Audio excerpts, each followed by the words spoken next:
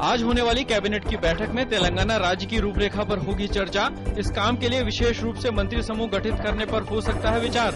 अन्य मामलों के अलावा मंत्री समूह के सामने सबसे बड़ी जिम्मेदारी नए राज्य के वित्तीय प्रबंधन का ढांचा तैयार करना होगा। प्रतापगढ़ के डीएसपी जियाउल हक की हत्या के मामले में सीबीआई ने अपनी जांच में राजा भैया के खिलाफ नहीं पाया कोई सबूत। सीबीआई उनके खिलाफ दायर एफआईआर को मामले में दर्ज अन्य एफआईआर के साथ विलय करने की सिफारिश कर सकती है। उच्चतम न्यायालय ने आयकर विभाग को अपने समक्ष मूल रिकॉर्ड पेश करने का आदेश दिया, जिसमें नीरा राडिया के फोन की टैपिंग का अधिकार दिया गया था। उच्चतम न्यायालय ने राडिया के फोन की टैप की गई बातचीत से मिली जानकारी के आधार पर कार्रवाई न करने के लिए आयकर विभाग और सीबीआई की खिंचाई भी की। संसदीय कार्य मंत्री कमलनाथ ने आगामी मानसून सत्र के मद्देनजर हुई सर्वदलीय बैठक के बाद कहा कि सभी दलों में खाद्य सुरक्षा और भूमि अधिग्रहण विधेयक सहित 5 विधेयकों पर आम सहमति देखी गई। आज विदेश सचिव का पदभार ग्रहण करने के बाद सुजाता सिंह ने कहा कि हम पाकिस्तान की नई सरकार के साथ बातचीत जारी रखेंगे।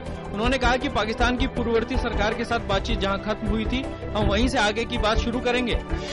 तेल कंपनियों ने पेट्रोल और डीजल के दामों में वृद्धि का किया ऐलान। पेट्रोल की कीमतों में 70 पैसे और डीजल की कीमतों में 50 पैसे प्रति लीटर का किया गया इजाफा। स्थानीय शुल्क इसके अतिरिक्त होंगे। नई दरें आज रात मध्यरात्रि से प्रभावी हो गयी।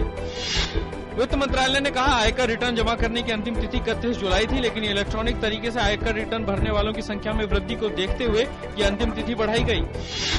शेयर बाजार में देखी गई बढ़त। सेंसेक्स 179 अंक मजबूत होकर 19,525 पर खुला। वहीं निफ्टी भी 54 अंक की बढ़ोतरी के साथ 5,796 पर खुला। रुपया आज अंतर बैंक विदेशी मुद्रा बाजार में 10 पैसे गिरकर 60 रुपए 50 पैसे के स्तर पर आ गया। विदेशी मुद्रा कारोबारियों ने कहा कि विदेशों में अन्य मुद्रा के मुकाबले डॉलर में तेजी और आयातकों की ओर से डॉलर की मांग के मद्देनजर रुपए पर बना दबाव।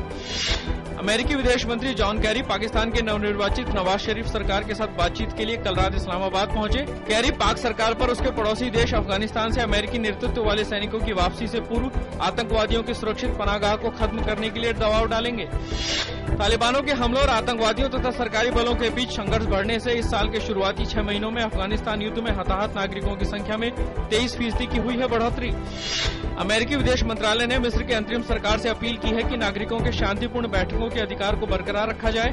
काहिरा के नए नेताओं का मानना है कि राष्ट्रपति मोहम्मद मुर्सी के समर्थकों की कार्रवाई के कारण राष्ट्रीय सुरक्षा को खतरा है, जिसे बर्दाश्त नहीं किया जाएगा।